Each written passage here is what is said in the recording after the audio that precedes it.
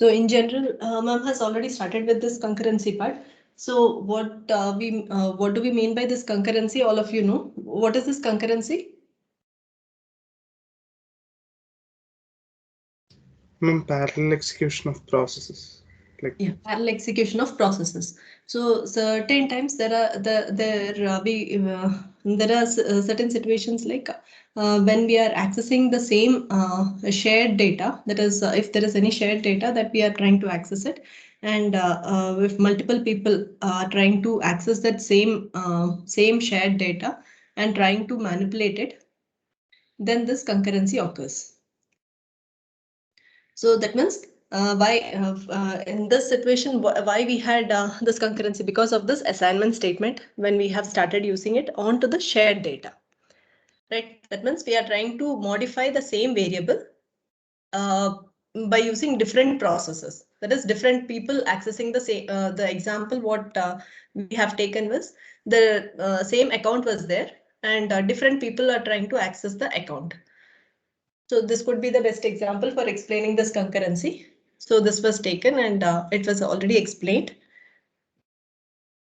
So mainly because of this assignment statement, we had come across this concurrency part. I think ma'am has covered with respect to this example also. So if you are having the balance, whatever we initially, if you are expecting the balance value to be as 100, and we have 3 people accessing it, named Peter, Paul, and Mary. And when Peter is accessing that same account, he is trying to deposit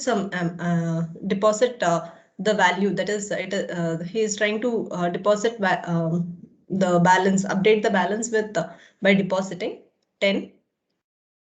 Similarly, Paul, he is trying to withdraw the amount. Mary, she is trying to withdraw half of the amount. So now, if this is the scenario, how do we if you are assuming that these are happening in a sequential way, what are the possible values which could be? That means once it is happening in a sequential way, that is like once Peter does, then continue, then followed by Paul, then followed by Mary, then what will be the updated balance at the end? Similarly, if the scenario is different, that is Paul is accessing first, then Peter, then Mary, then what will be the updated value? So that was the first thing, just for making you understand about the concurrency part. Just try to bring out all possible values. So keeping that, if the scenario is something like, if the same pattern, if we take, assuming that Peter is doing it first, and then that is Peter is updating the balance by depositing the value 10. So balance will be 110. After that, Paul tries to withdraw the amount, then 110 minus 20, which will be 90. So after 90, balance will be 90. After that, Mary is trying to access it. So Mary is trying to withdraw half of the amount. So 90 by 2, which will be 45, will be the balance at the end, once it is done. Similarly, if the sequence is in this way, Peter, Mary, and Paul, then the balance updated will be 35. If it is in this way, the Paul is doing it first, then followed by Peter and Mary, then the updated balance will be 45. Similarly, Paul, Mary, and Peter, then at the end, the updated balance would be 50. Similarly, if it is the opposite, Mary followed by Peter and Paul, then the updated balance will be 40 itself, whichever order it is. Now, the same thing, if you are asked to show it with respect to the timing diagram, there are many ways which we can take it up. Only few I have just shown. That is with respect to the interleaved one. If you are trying to show it, then what are the possible timing diagrams which we can take out? So there are multiple ways we can draw this timing diagram. I just have listed very few. Only 4 I have listed. So like this, you can list out many combinations you can take out. If are assuming that if it is happening in the sequential way, that is like Peter is accessing the balance, then followed by Paul, then followed by Mary, then the updated balance will be now 50. at the end. You can see it out. This is the timing diagram. So first it was 110, then it was being accessed by Paul, then it was being accessed by Mary. So it was made to be as 50. If we take out the other scenario, like Mary accessing it first and then Paul and then Peter, then it would be something like Mary has accessed and it was 50, made to be as 50. Then Paul has accessed, which was made to be as 100 is made to be as 80. And then if it was Peter, then it was made to be as 110. Or there is a possibility in this way also. Like first we are assuming that Mary has started it. So Mary accessed the balance 100. Meantime, Peter has taken, Peter also has read the value, which is to be as balance was 100 at that point of time. And he has deposited the value. So it became 110. So again, when Mary paused and when she started reading, it was the updated one. So it was 110. So after that, when she withdrew the amount, which was 110 divided by 2, which will be 45. After that, 45 is taken by Paul and he has withdrawn 20 rupees. So 45 minus 20, which will be made to be as 25. So this is also possible because of this interleaving thing parallelly happening. So now if we assume the same scenario, opposite Peter and Paul, if it is opposite way, then we will be ending up getting different balance. Same like initially Mary has read the amount, which was 100. Meantime, Paul also has read the amount, which was 100 at that point of time. He has withdrawn 20 rupees. So the balance has been updated to 80. And then again, Mary was started accessing. So that time, what was the balance? It was 80. And then she has that's a small mistake. She has withdrawn the half of the amount. So it was supposed to be 40 here. And so 80 divided by 2, which was supposed to be 40. Meantime, after that, Peter has read the amount. So it should be 40 here. And he has deposited the amount 10. So it should be 50. So here you will be ending up getting 50. Okay, there's a small mistake here. I'll just highlight it here itself. So here it was supposed to be 40 because of 80 divided by half of the amount she is taking. So 80 divided by 2, it will be 40. And here when Peter is trying to access, here it will be 40. And 40 deposited by 10. So it will be made to be as 50.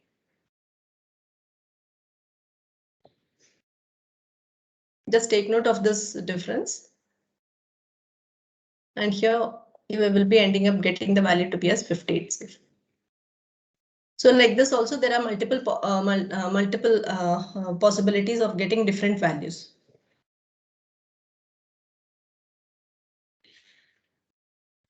Okay, this also mom has already taken. Like 2 processes are there and the 3 events are happening in 2 processes. What are the different possible ways which we can order it? So we will end up getting 20 different possible ways.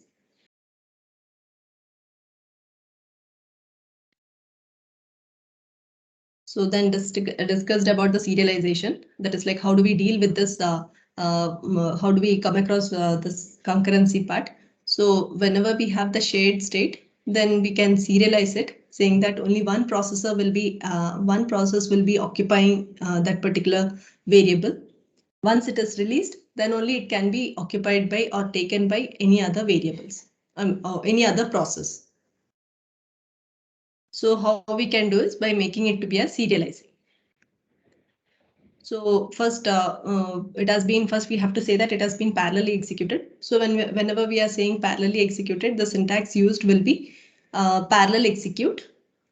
it's a procedure, primitive procedure. So parallel execute we are calling, and whatever procedures we are having, that is considered to be as processes. Like this, we can mention how many other processes we have. We can list it out here. And here in this processes, as an initial part, we are just discussing saying that all the processes are having no arguments. Okay, so process means which is nothing but it could be a named procedure or it could be a lambda procedure. So for better understanding, we are just taking it to be as the lambda procedure. Okay, and all the process which you are assuming that it is no arguments. So one example, if you take up, if you are saying define the variable x to be as the value 10. So we have initially initialized the variable x with the value 10. And we are saying these two processes. So this is considered to be as P1 process.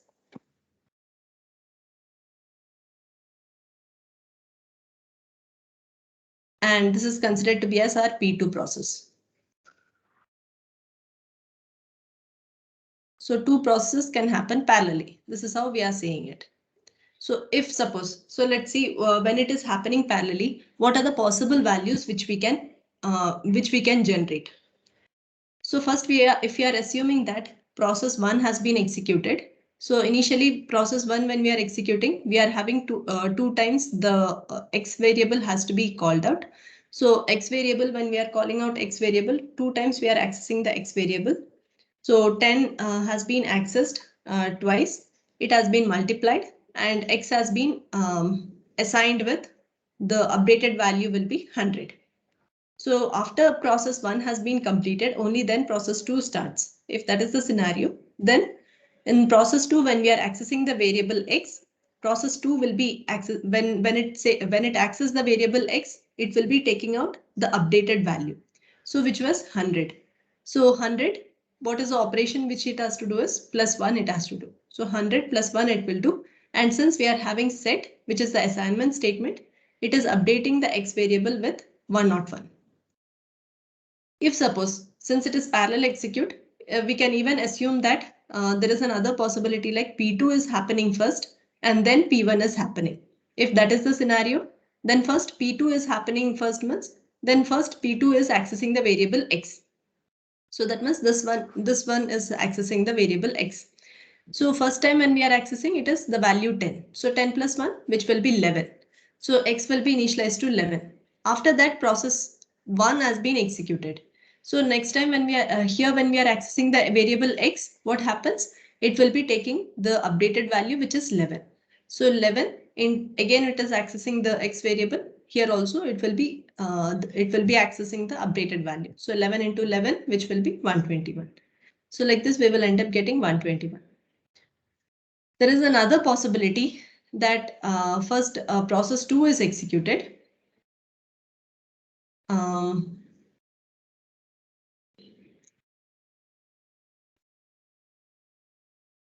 So process 2 is executed. That is like, since it is parallel execute, what is the other possibility is, what could happen? The chances are there that first time process 2 has started taking the process 2 has started. So process 2 has already acquired the variable x. So it will be already access the value 10 in this particular position.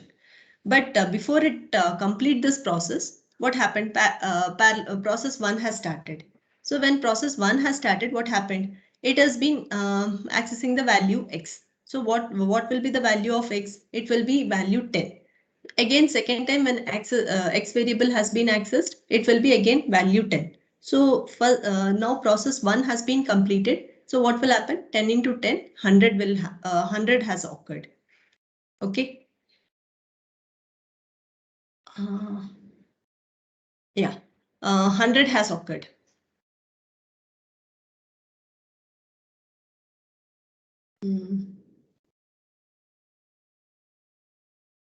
That is here, this one. So I was trying to say this part. Yeah.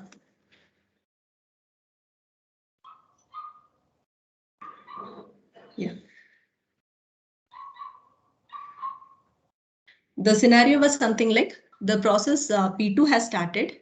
it has already taken the value, the value 10, and by the time it completes its process, P1 has started, and it has already, it also has acquired the value. It also has acquired the value 10 and 10. After that, P2 has happened, so it updated the X value to be as 11. And then P1 has happened again. So it will be updating the value to be as 100. So the value 11, whatever has occurred, it will not be updated. It will be taking up the value to be as 100 itself. Hope it is clear. Since it is parallel processing, both the P1 and P2 can happen in between. If you take it in the opposite way, that is like P2 has started. So P2 has taken the value, access the variable X. So what happens? P2 first time when it is accessing the value X, it is taking to be as 10. Before it completes P2 process, P1 process has started. So when P1 process has started, what happened? P1 also tried to access the variable X. What value it will be getting? It will get the value 10. So 10 into 10, it has got P1 has been completed. So when P1 is trying to complete its process, what happened? 10 into 10 it will do. It is setting the value to be as 100. Okay, X has been set to be as 100. After completing P1 process, again, what is the pending process which it had? P2 is there. P2 was partially done. So P2 will be, it will go back and continue with the P2 process. When it is continuing with the P2 process, already X value has been acquired. So again, it will not go and take the X value. So it will complete the process. So which will be X plus 1. So which will be 10 plus 1, which will end up updating the X value to be as 11. Right? So that is how we have, what is the other possibility which we can have is this level. Okay. And now there is another possibility, which is, so which what happens here is, first time we are assuming that P1 process has started.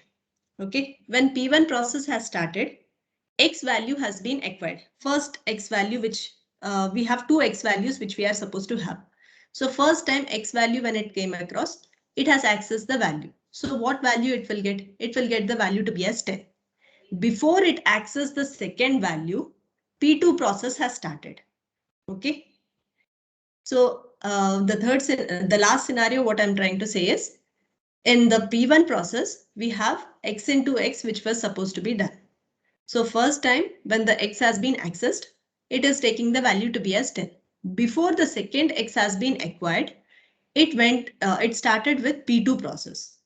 Okay. So when P2 process started, again X plus 1. So again X value has been acquired. So which will be nothing but 10. So 10 plus 1, which will be updating the X value to be as 11. Okay. So now X value has been updated to be as 11. So P2 process has completed. Now which one is pending? P1 is still pending. So again, it will go back to the P1 process. What is the pending actions which it is supposed to do it? It has to acquire one more X value. So when it is trying to acquire the next X value, what happens? It will be taking the updated value, which is 11. So for the second X, it will be taking the value to be as 11. And it will do 10 multiplied by 11. So 10 multiplied by 11, when it does, it will end up getting the value to be as 110. That is how we have got the value to be as 110 here. Okay. So now what we have done is, when we are trying to say it has been parallelly executing, these are the all possible values which could be generated. But actually speaking, all the three things, whatever we had, all the three things are error values, which we are not supposed to get it, right? Hope all of you agree to this. We are supposed to get only, since it is the shared variable, X is a shared variable. So what is the possibility is, if P1 process has started, it has to complete, only then P2 process has started. Or P2 process, if it is starting, P2 process should complete, only then P1 process can start. So how we can say is we have to make it to be a serializer. So how the serializer we can make is we have the primitive procedure called make serializer. We are making a variable to be as the make serializer. So I have just defined S as a variable which has been made to be as a make serializer, and we are applying it on to this processes. So I'm saying parallel execute, it has to parallelly execute, but when one is happening, the other should not happen. So how we can say is I've just made a make serializer. That's my pointer. I'm not able to find my pointer. Yeah. So I have just defined a variable S, which is made to be as a make serializer. I'm just using this variable S to be to make it to my process P1 and P2 to be as a serial one, so that when P1 is happening, P2 will not occur. It will wait till P1 completes. Similarly, P2, if P2 has started, it will not, P1 will not be starting because it will wait till P2 is completed. Okay, so in this scenario, only possible correct values which you will end up is 101, or you will end up with 121. Okay, all the remaining threes, that is like when P1 is happening at the time in between P2 also happens, and then P1 is occurring again. So this scenario can be avoided. Okay. So keeping this, the same accounts, the balance procedure, whichever we have, make account procedure, whichever we have written previously, that we could rewrite it so that if we are trying to access the same account, then two people, that is like two deposit as well as withdraw should not happen at a time. Similarly, two withdrawals should not happen for the same account at a time. So, or two deposits should not happen at a time, because if something like this happens, what happens is we will end up updating with the wrong value. So for this, what we can do is how we are going to make a change in our procedure is we are just all these procedures we have already discussed. We are making the make account with the updated with the asking the what is the balance value, and we have defined this withdraw procedure. We have defined this deposit procedure. Along with this, if you want balance to be verified, asking the balance, we can even just have a deposit balance, and which will just return a balance variable. So these two procedures remain same. And before we close with this make account procedure, we have already discussed how this dispatch procedure works. This we have already seen. Now, what is our problem? We should not allow the withdraw procedure as well as deposit procedure for the same balance to be happening at a time. So we have to apply the serializer here. So for that purpose, what we have done is we have made use of a let procedure and declared a variable protected to be as a make serializer. And here, if you are applying the withdraw procedure, then we are applying it to make serializer over here. So instead of just returning the name of the procedure withdraw, what we have done is we are just returning the make serialized withdraw. That is, we are saying that only once, if this is happening, then rest all should be waited for that particular balance, same balance. If any other person is accessing the same balance and trying to do a deposit or withdraw actions, then all others should be in the waiting mode. Okay. So protected has been, that is make serializer, we have applied it onto the withdraw procedure. We have applied it onto the deposit procedure. What about just a balance verification? You just have to verify the balance. How much is the balance? For that, do we have to apply this make serializer? Don't think it is required, because the person who is checking for the balance, they are not doing this withdraw or deposit. So we don't have to make this make serializer over here. So that is the reason why we have just returned the name of the procedure balance. If other than these three operations, if any other request has come, then we can just raise an error message saying that this is an unknown request and just returning that same request value, m value. So within double quotes, whatever we write, it will be shown on the screen along with the value m. So this is an error message format, or I can even say it to be as a display part itself, but it will along with the statement, if you have to display the variable value, then we can go in this way, error message. And we are closing this dispatch procedure. And then before we close this let, what we are doing is we are returning the name of the procedure dispatch. And then only we are closing this make account procedure. So hope all of you remember how we were creating objects with respect to make account. So we will be calling define say ABC make account with the value 1000, balance value with respect to 1000. So next we can call ABC with either withdraw or deposit as the name or balance as the name. And what is the amount? If it is withdraw or deposit, and another bracket open, and we can say the value passed. Okay. Fine. We shall move on to the next. Let's see with one more example. So here, the same way, we are trying to update the variable x by using the assignment statement here. So if the first scenario, let's discuss with respect to the first scenario. So what happens here? So we are having the define x has been assigned with the initialized with the value 10, and we are saying parallel execute, and two process we are having. We are updating by using this two process, we are updating the variable x itself, one by multiplying twice, the other one by multiplying thrice. Okay.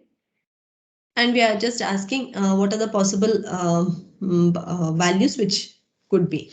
Similarly, when you are making it to be as a serializer, we have defined a variable s, which is nothing but which is a serializer.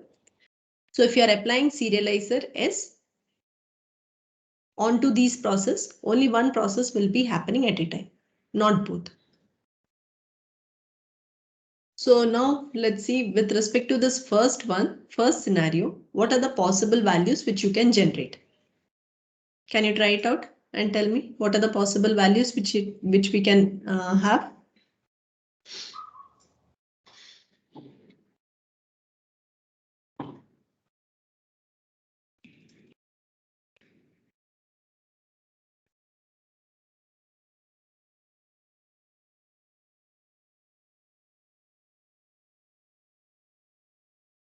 So if you take out different ways, we can end up having 5 possible ways that we are assuming we are working it out with respect to the interleaving part. That is parallelly everything can happen at a time. So keeping that. So first, if you assume P1 is processing and then P2 is processing. So when P1 is processing, it calls the variable X twice. So 10 into 10, 100. After that, P3 is calling the variable X.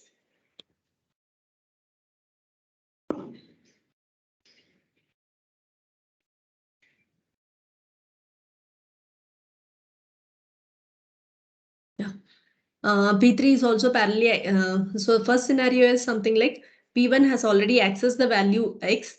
Parallelly, P2 also has accessed the variable X. So all the P1 and P2 both have started and all the variables have been taken to be as 10 itself. And then P2 completes the process. So when P2 is completing the process, it will be updating it to be as 10 into 10 into 10. So which will be 1000. But before it has updated the variable X, but P1 has not completed, but it has already accessed the variable X before itself. So when it does, then P1 is completing the process means what will happen? Since X variable has already been acquired, so it will be taking it to be as 10 into 10 twice, and it will be making it to be as 100. So the value 1000, whatever has been updated, it will not be considered. It will be overwritten to be as 100, which is not the correct result. We should not end up something like this. Similarly, we may opposite could happen. Both P1 and P2. P1 has started, it has acquired the variable X. Both the X variables has been taken. So it has already read the X values 10 and 10, but it has not completed the process. But meantime, P2 has started. So P2 has already read the value 3 times. So all the 3 X variables has been read. So 10 and 10, 10, 10, it has taken. it has come before it completes the P2 process, P1 has started. So P1 will set the value to be as 100. It has updated the value to be as 100. After that, P2 process will be continuing. So when P2 process is continuing, what it does, it has already acquired the X variable. So it will not once again go and take the X value. What it does, only pending operation, what it has to do is multiplication part. So 10 into 10 into 10 it will do. It will update the X value to be as 1000. This is also a wrong value. What is the other possibility? Since we are trying to access the same variable, so there is a chance that P1 has read for one time. So X value has been taken only once. So which will be 10 has been read. Before it reads the second time, P2 process has started. So P2 process has started and it has completed. So it will be made to be as X value has been made to be as 1000. After completing P2 process, it is once again starting with the P1 process. So what are the pending operations which it has to do is reading of the X value the second time and multiplication operation. So second time when X value has been read, what it will be getting? It will be getting the updated one. So which is 1000.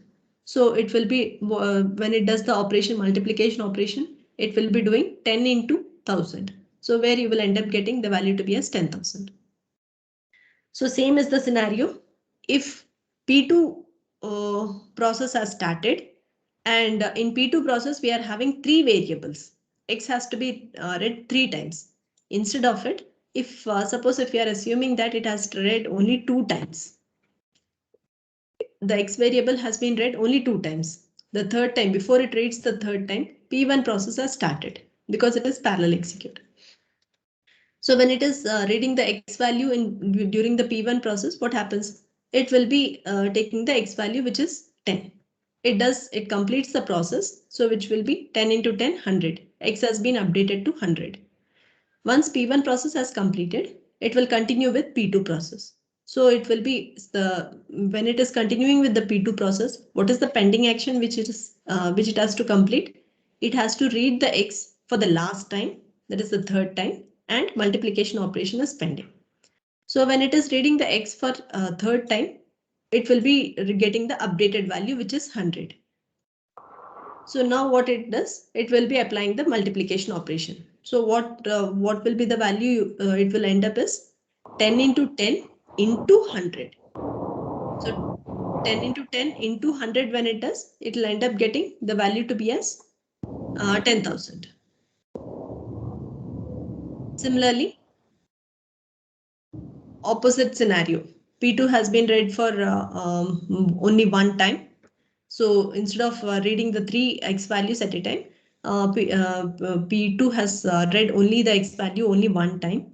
Before it completes, P1 process has started. It has updated the X value to be as 100. And it again continues with the P2 process. So when it is continuing with the P2 process, what is the pending action which it has to complete is? It has to read the X for 2 times and multiplication operation is pending. So when it is continuing with the P2 process, what happens? It is reading the X for second time. It will get the updated value, which is 100. Similarly, third time when it reads, it will get the updated value, which is 100. So it will do 10 into 100 into 100. So where it will end up getting the value to be as 1 lakh. Similarly, similar is the scenario when where you will end up getting 10 lakhs.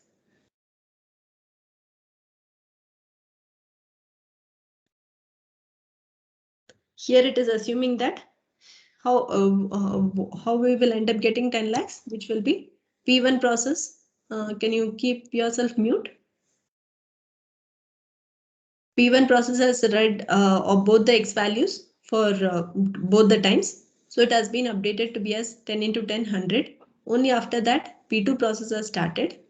So when P2 process has started, it will get the updated value, which is 100. So 100 into 100 into 100 when it is, it will get the value to be as 10 lakhs. Opposite if you do P2, if you are assuming that P2 process has started. So first time when it is accessing the P2 process, all the 3 X values has been read. So which is 10 into 10 into 10. And it has updated the X value to be as 1000. After that P1 process has started means P1 process will read the X value. There is a small mistake here. This should be P1. Where is my pen? Yeah, here it should be P1 process. So P1 process will be taking the content to be as twice. So X into X, so which will be 1000 into 1000, where you will end up getting the value to be as 10 lakhs. So when we see the when we see it happening, what will be the correct result? Our correct result will be nothing but this one. That is, this scenario will be the correct one. All the above ones which should not happen, because when one process is acquired the X value and when it is trying to update it, parallelly the other process also working. So which is trying to update the same X value. So which is not supposed to happen. So now if you apply the serializer, the correct answer which you will end up should be only 10 lakhs. Okay, so that is, if you are applying the serializer in this way, you will end up having the scenario only the last part. Only this one will be the scenario which you will end up. Just make the correction. Here it won't be P2 process, it is P1 process itself.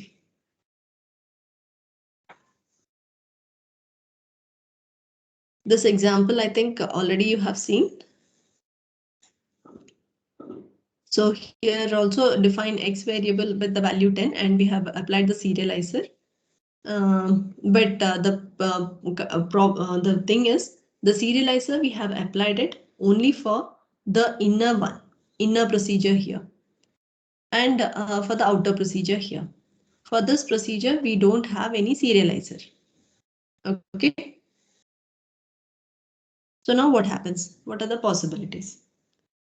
So since the serializer is happening, so we can say that this is considered to be as process 1, this is considered to be as process 2. So this is my process 1, I'm saying this is my process 2. And we have applied a serializer for the procedure which is inside the process 1. Okay. So usually when we take up, what will be the scenario? We are assuming that P1 process has started. So X value has been taken. So X has been read twice. So 10 into 10 it does. And then it is updating the value, the variable X with 100. Only then P2 process has started.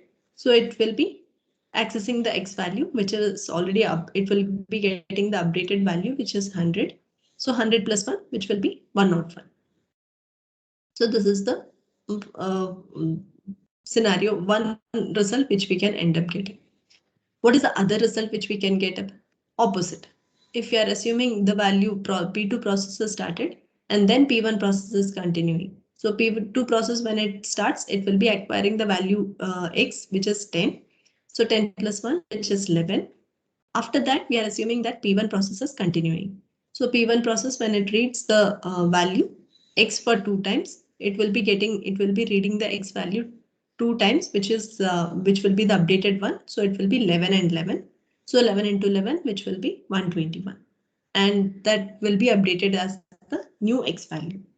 Okay. There is one more possibility here, since the outer lambda is not serialized, only the inner one is serialized. So there is one more possibility here, which will be the thing is P1 process has started. It has read the X value both the times. By the time, since this is the serializer one, so it will be acquiring the serialized one. So it will process 2 will start. It will be updating the X value to be as 11. But since the X value has already read, only pending operation is updating part. Updating the X value, that is multiplication is also done, but it has not updated the X value. It has read the X value, that is this serializer. Only serialization has been applied only for this portion. So we are when this portion is happening, it will not be applied. This P2 cannot be started. So P1 has started. It has read X for 2 times. It has done the multiplication also. before it does the set part, before it assigns it to this variable, updates the X variable, what happens? P2 process has started. That is possible, right? Because here we don't have any serialization. So P2 process has started. It has now here X value, when it is trying to read, what happens? We haven't modified the X value here. So what is the X value, which is only 10. So 10 plus 1 it will be updating the X value to be as 11. Only then P1 process is again continuing. Then what happens? 100 will be updated here, assigned. So we will be missing the value 11 and it will be taking the value to be as 100. So the point here is when you are applying the serializer, we have to be careful for which one we have to apply and how it has to be applied. So all the things we have to be carefully taken care. Okay, hope the point is clear. So for implementing the serialization, we will be making use of this mutex. So mutex usually it does the two operations, which will be acquiring, that is reading the content and putting it for stall, and then only it will complete the operation and then only it will release the part. So that is how the serializer will be working.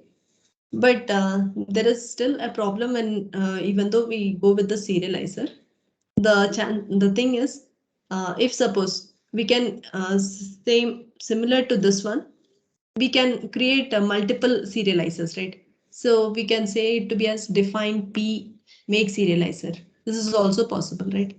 We can have multiple serializers to be created. Say P make serializer.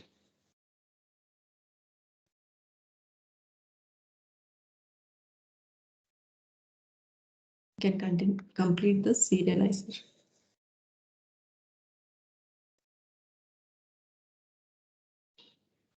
You can complete this. It is serializer is what I meant.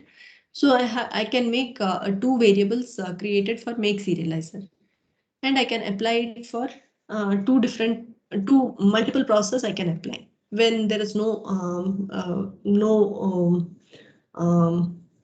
dependency or something.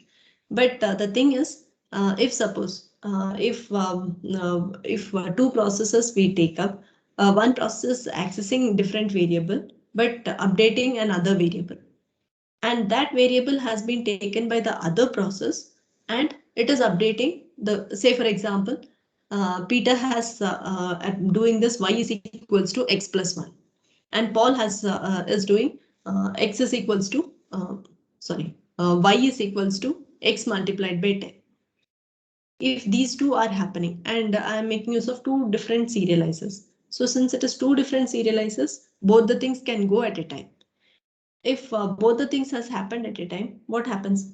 P1 process will be waiting for say when Peter is doing x is equal to y plus 1 and Paul is also doing y is equals to x plus x multiplied by 10.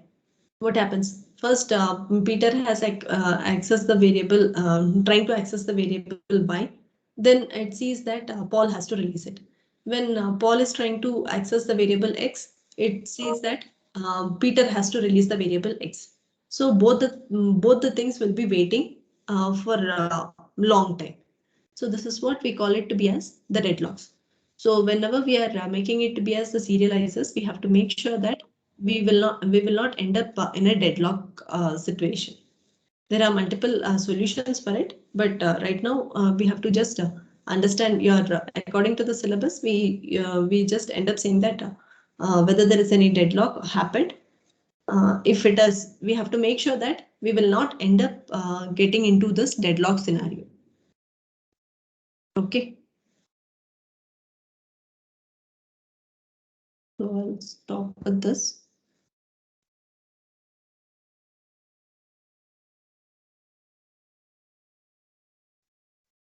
So next, one more small topic is left out that I think by tomorrow's class we can finish. So we will be done with the portions. So thank you, students.